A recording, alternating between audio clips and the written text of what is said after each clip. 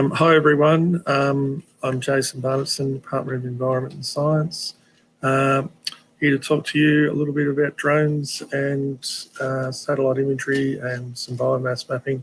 Unfortunately, my talk goes over just a few minutes, but they've split it in two, so the second part will only be available on the resources tab. So it will cut off 7 minutes before the end, but if we can cut to that now, that'd be great.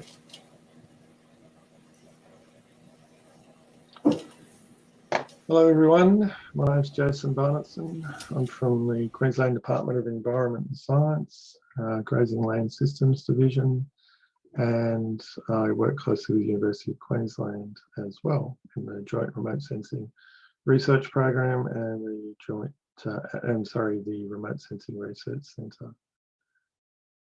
Okay, this is my talk today. I'll get started.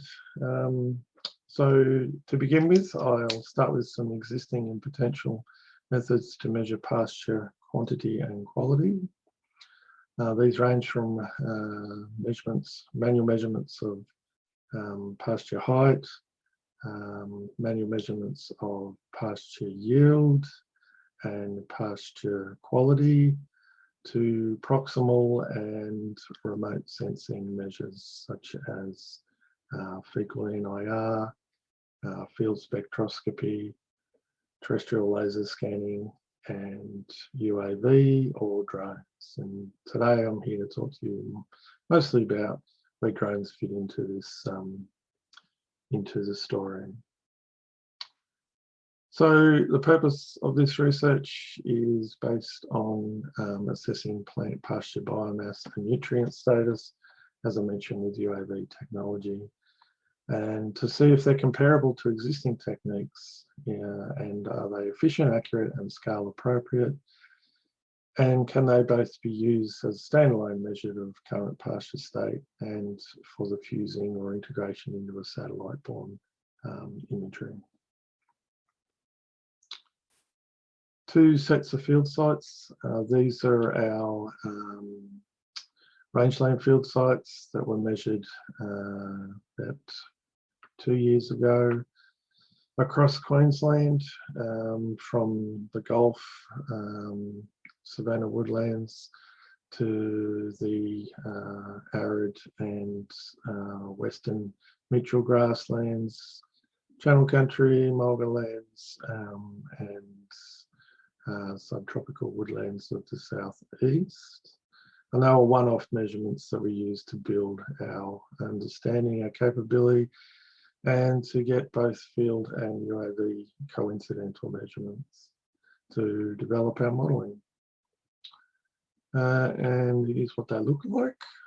Top left is an arid grassland, quite dissected, whereas the top right is a mitchell grassland, quite uniform, tussock type grassland.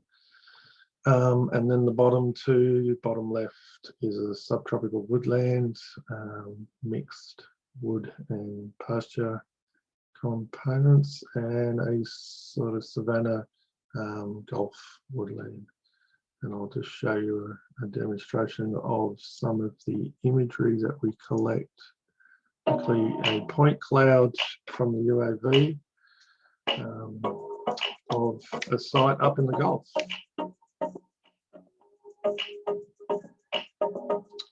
And you can see our sample locations on our transects through the site there. And this is a render of the imagery, or the point clouds from the imagery. So we fly above the site, and this derives this 3D point cloud, which we use to further model both yield and, with another sensor, pasture quality, which I'll talk about a little bit later. The other set of field data that we've collected, two sites in the last sort of 12 months where we've repeatedly measured pasture growth through a growth event over the summer period.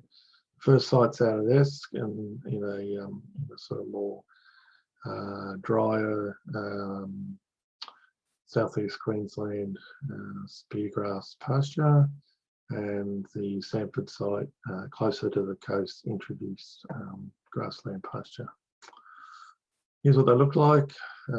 Sanford on the left, mostly Rhodes grass, Baspale and Kikuyu pasture. Esk on the right there, it's a mixed woodland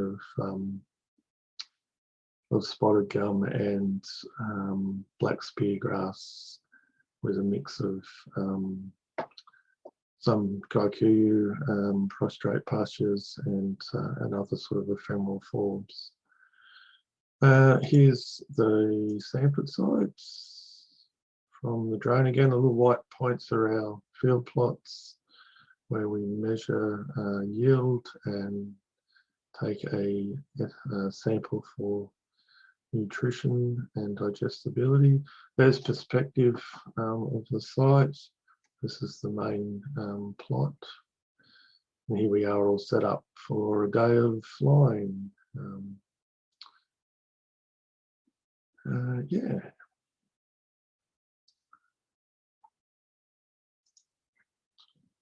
What we measure at our sites, this is a configuration of the rangeland plots in a star transect arrangement where we collect pasture biomass and protein and as a measure of nutrition and fibre as a measure of digestibility.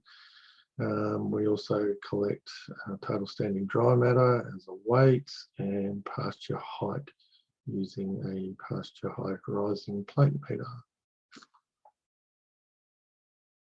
So from that to the drone, we establish a field site over, we establish a grid over the field site and fly each site with a technique known as photogrammetry, which is a series of individual photos that have, or many photos, several hundred photos that have both side and forward aft overlap, typically in the 85 to 90% overlap range, and we fly that at a very slow walking pace, 1.5 meters per second pace, across typically a hectare to half a hectare field site.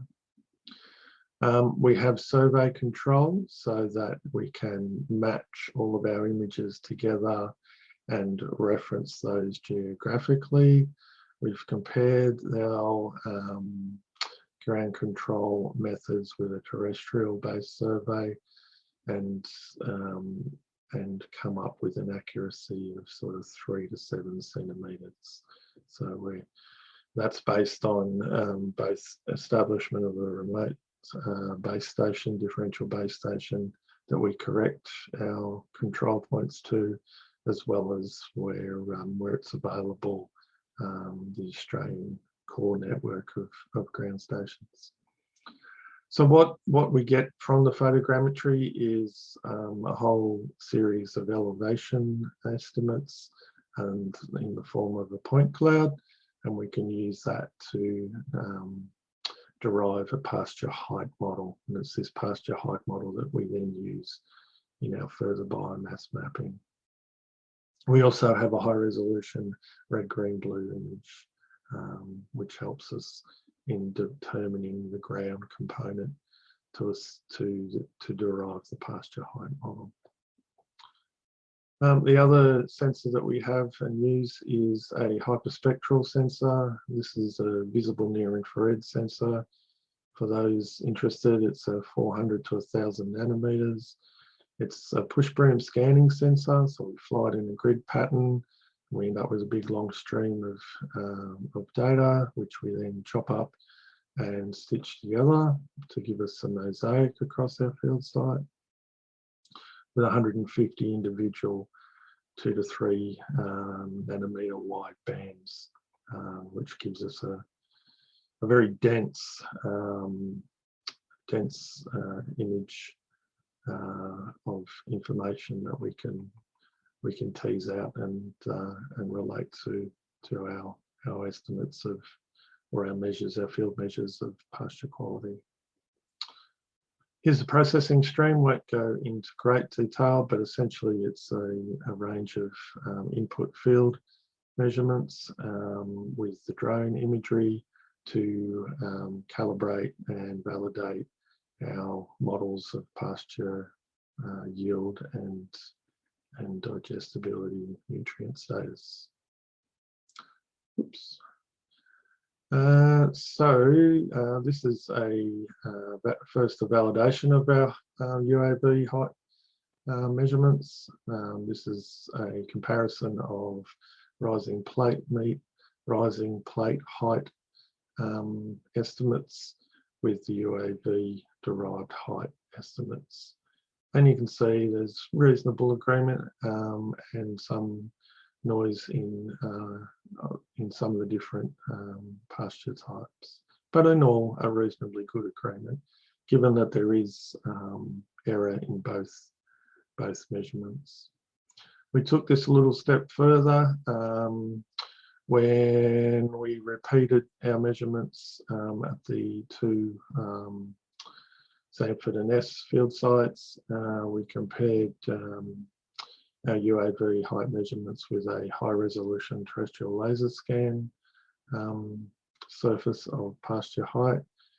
And interestingly, we had a similar result. These are the two measurements of or spatial averages across our field sample points. So in all, a reasonably good validation. So we use that then to model in a pasture height to pasture mass based approach. And we used a robust regression approach or model to estimate or predict pasture yield across a number of field sites. This is one of them, and this is an independent one. We've got an estimate, a spatial average of the predictive model at 1 centimetre resolution at 1.3 tonnes per hectare, compared with the field site measurement of 1.87. So reasonable agreement. We're pretty happy with that. We took it a little bit further, some more more sophisticated deep learning, machine learning based predictive modeling, and applied that at our repeat sites. And this is a calibration of observed versus predicted, and the validation of that for the UAV based modeling, which comes into play a little bit further on when I talk about how we then use that to scale to the satellite. Here's that modeling, that UAV modeling, resampled to the satellite pixel. So this isn't the actual satellite pixel, this is just the rescaled size of the pixel, and then applied that UAV prediction to the pixel. And for the grassland site, the Sanford site, there's 3 dates there: December, February and March when we flew them, and the same for the woodland site. And so we then use that for further satellite-based modelling. But I'll jump over to the pasture quality assessment. So using the hyperspectral sensing, we developed a model of acid detergent fibre from our wet chemistry measurements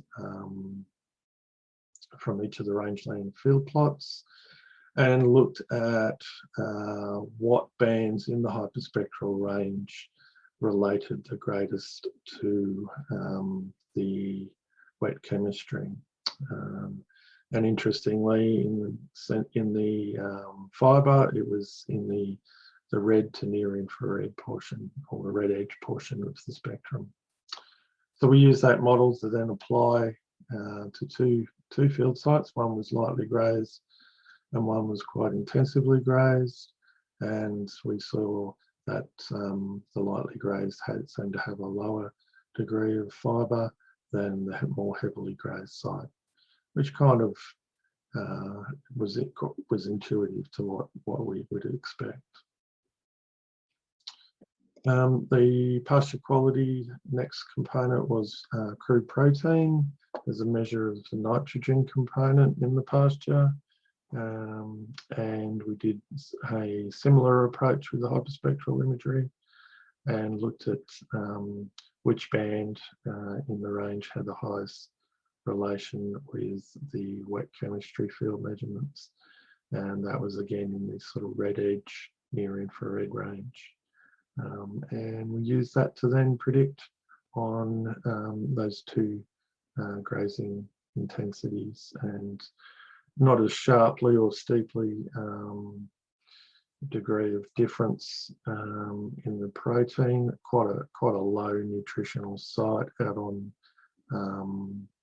the Barclay tableland, but nonetheless a reasonably robust estimate of nitrogen or crude protein component.